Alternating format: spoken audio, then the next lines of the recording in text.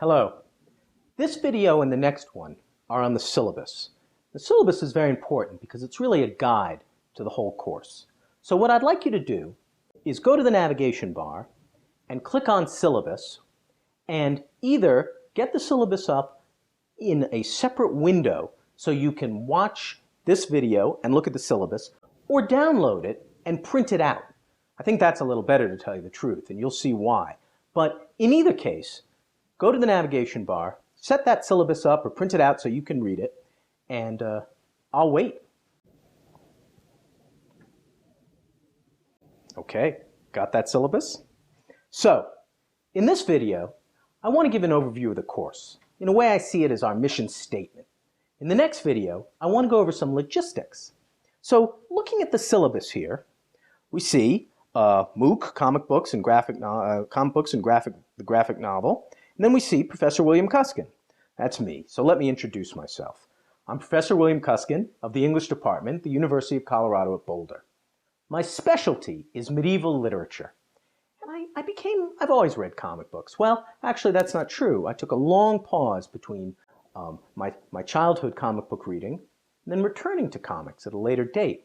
And one thing I discovered when I returned to comics is that everything I loved about medieval literature, the way the book contained not just the story, but illuminations and illustrations of the story, was right there in comic books.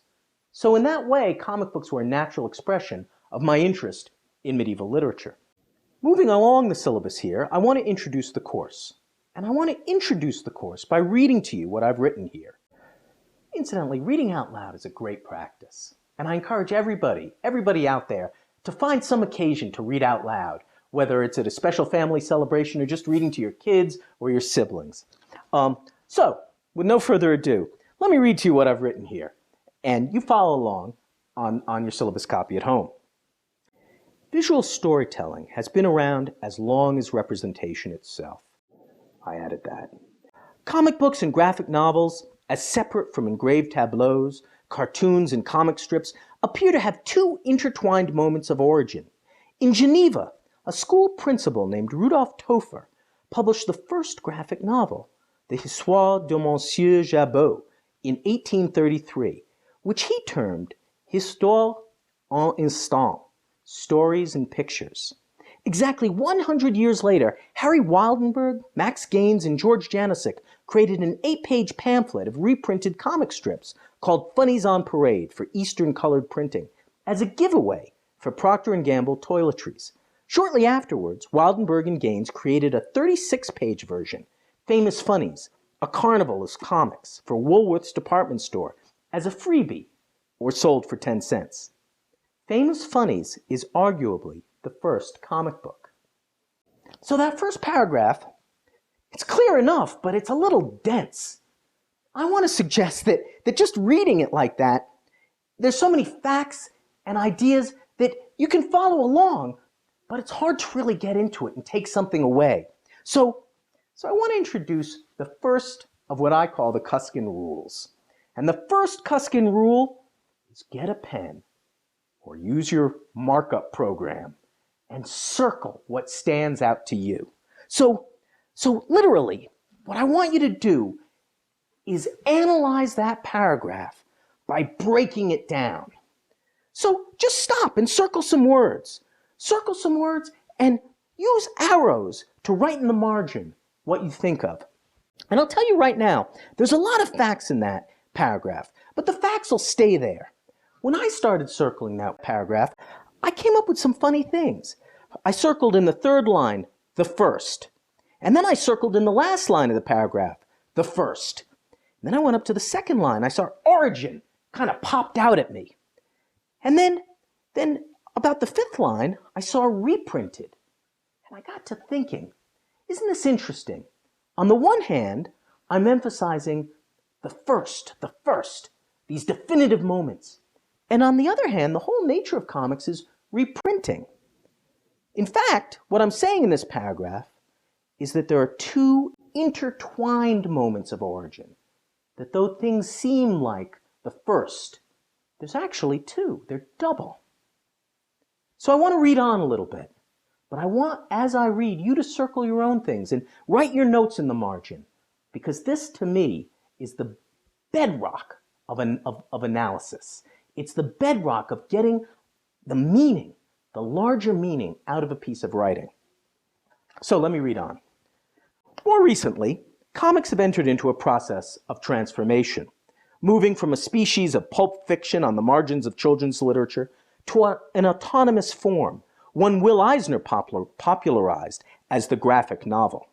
They have won a range of major awards in this form, such as Art Spiegelman's 1992 Pulitzer Prize for Mouse, Chris Ware's 2001 American Book Award and Guardian First Book Award for Jimmy Corrigan, The Smartest Kid on Earth, Alan Moore and Dave Gibbons' 2005 Time Magazine All-Time 100 Greatest Novels for Watchmen, and Alison Bechtel's 2006 National Book Critics Circle Award for Fun Home.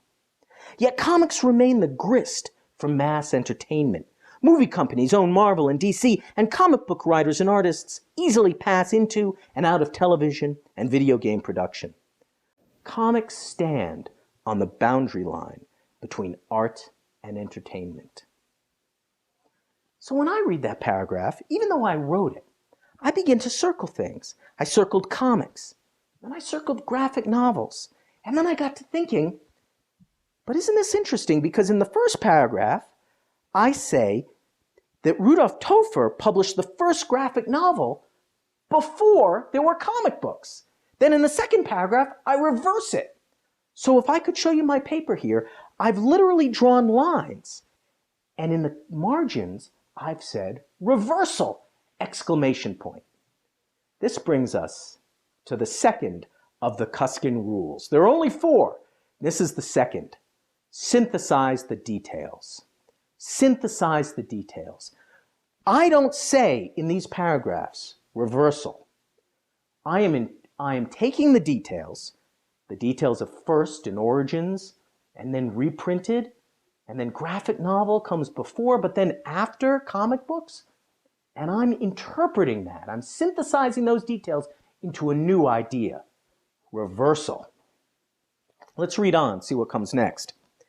MOOCs also exist on a boundary line. They depend on the research university and professorial faculty of the established educational system. They also circumvent the traditional gatekeepers of this system, the admissions and bursars offices that define who has access to knowledge and who does not. Comics and MOOCs both depend upon and flaunt traditional authority, and in this, they are transformative mediums. You are now part of this transformation. So this too makes me circle words. It makes me ask to break down these paragraphs and get at the deeper meaning, the larger idea. Now that deeper meaning, it may be what William Cuskin meant when he wrote it, or it may be something that only William Cuskin, who's now interpreting this, perceives, but is a synthesis, it is an interpretation of the original details. So something I circled was transformation. And I also circled that comics and MOOCs both depend upon and flaunt traditional authority. This makes me think of something earlier that I wrote, intertwined. Remember that back up in the second line of the first paragraph? Intertwined. So there are reversals and there are intertwinings. Things are not so clear. What appears first sometimes comes second, right? It appears that comics come before graphic novels, but in fact, graphic novels came first. It appears that MOOCs break from the educational system, but in fact, they also depend upon it. They depend upon the production of knowledge in the university. There is no clear break. Things are intertwined. Let me read on. Comic books and graphic novels has 4 goals. First, it presents a survey of the history of American comics and a review of the major graphic novels circulating in the US today. Second, it reasons that as comics develop in concert with and participate in humanist culture, they should be considered a serious art form that pulls together a number of fields: literature and history, art and design, film and radio, and social and cultural studies. Third, it argues that these fields come together materially in the concept of the book and intellectually in the importance of humanism, both of which allow the human mind to transcend the limitations of time. Finally, it concludes that because comics remain on a transformative boundary line, they should remind us that art is generative and that there is always hope. So when I wrote this, I don't know what I was thinking. That person is gone. But when I read it now, I see that transformation is all over this. History is moving forward and transforming comic books. The comic book itself has this ability to take us out of time and bring us to different times, worlds in the future, worlds in the past, times of reading in the past, times of reading yet to come. And I see too that it has this ability to transform us. So on my margin, if I wrote reversal in the first and intertwined around the second and third paragraph, now I might write transformation. And that makes me reflect on the very process of reading itself. Because reading depends upon the reader going to a text, circling the details, analyzing it, thinking about it, and then synthesizing those details and transforming them into something new.